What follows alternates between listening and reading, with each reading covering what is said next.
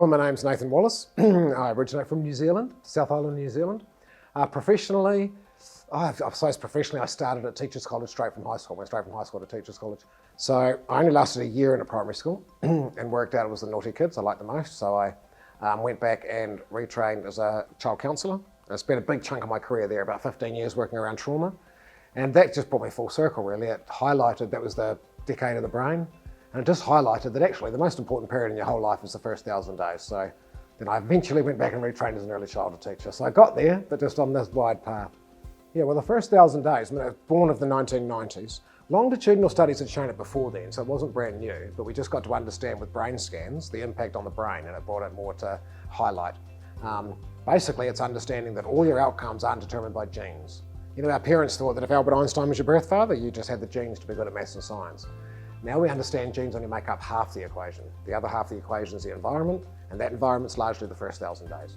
The human brain's genetically, biologically designed to interact with the environment in the first 1,000 days of your existence, from conception to 1,000 days after that, to see what sort of brain structure you're going to need the rest of your life. So there really is no period of your life that is educationally as important as the first 1,000 days. We can statistically determine so many of your outcomes from the age of 3. And yet we're immersed in a culture that thinks early childhood is just nappies and blowing noses, and the real learning starts when you get to school, where the really important learning is at high school. And it's just taking the culture a long time to catch up with. The research is the exact opposite to that. It takes a village to raise a child when we look at the whole 18 years. But in the early years, that village has to start with a dyadic relationship.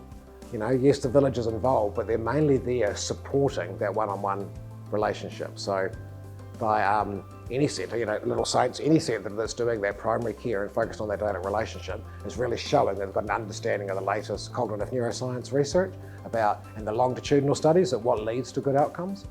And then you see the building, and it's large, and it's connected to the environment, it's connected to the local culture through the names of the rooms, the philosophy that's been put into it, right down to the resources that are being used. Everything's been thought about. It's about establishing foundations for wonderful human beings.